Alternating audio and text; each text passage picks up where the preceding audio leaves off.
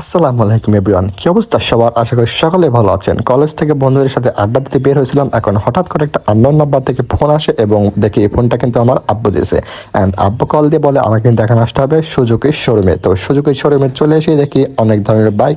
তো এখান থেকে কিন্তু আমরা একটা বাইক চয়েস করে নিয়েছি। তো এইটা কিন্তু আমরা সেই চয়েস করা বাইক। প্রত্যেকটা ছেলেরই কিন্তু একটা শখের বাইক থাকে। তো আমার স্বপ্ন ছিল কিন্তু R15 ভার্সন এম কেনা, কিন্তু সেটা হয়নি। তো যাই হোক, আলহামদুলিল্লাহ এটাও কিন্তু আমার কাছে একটি অসাধারণ গাড়ি, কারণ এই বাইকটা আমার কিন্তু অনেক বেশি পছন্দ। তো যাই হোক, ছেলেদের প্রথম শখে কিন্তু একটা বাইক কেনা, আমার কিন্তু অবশেষে বাইক কেনা হয়ে গেছে। আর একটা কথা আপনাদেরকে বলি, সেটা হচ্ছে যে আপনারা অনেকে বলতে পারেন যে একটা নতুন বাইক কেনার ভিডিও একটু ভালো করে ভিডিও করলেই তো পারতেন। তো তাদের উদ্দেশ্যে বলে সেটা হচ্ছে যে আমার সাথে কিন্তু আজকে সারাদিনই আমার আব্বু ছিল, আর আমি আব্বুর সামনে ভিডিও করা তো দূরের কথা, ঠিকভাবে কথাও বলি না। তো সেই জন্য কিন্তু আব্বুর সামনে আমি ভিডিওটা করতে পারি নাই। তো এর জন্য সরি, যেটুকু ভিডিও করেছি সেটুকুই কিন্তু ব্লগে দিয়েছি।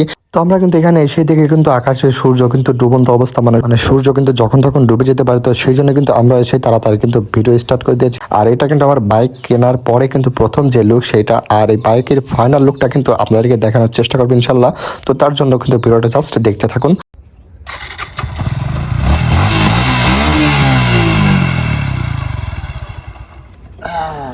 তো যাই হোক, ফাইনালি কিন্তু আমার বাইক কেনা হয়ে গেছে।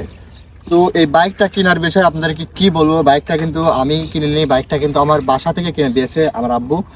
তো এটা নিয়ে একটা কথা বলি, সেটা হচ্ছে যে বাইক কেনার মানে গতকালকেও আমি বাসায় বলছি যে আপাতত এখন বাইক কেনার দরকার নেই, যা টাকা আছে বাসায় থাক, সমস্যা নেই। কিন্তু বাসার লোক শুনলো না, বাইকটা কিন্তু অবশ্যই কেনা হয়ে গেছে। তো যাই হোক, আমার জন্য কিন্তু এখন ভালোই হয়েছে। আমার ব্লগিং কিংবা সব দিক দিয়ে কিন্তু মোটামুটি বাইকটা দরকার ছিল, সব দিক দিয়ে কিন্তু ভালো হয়েছে।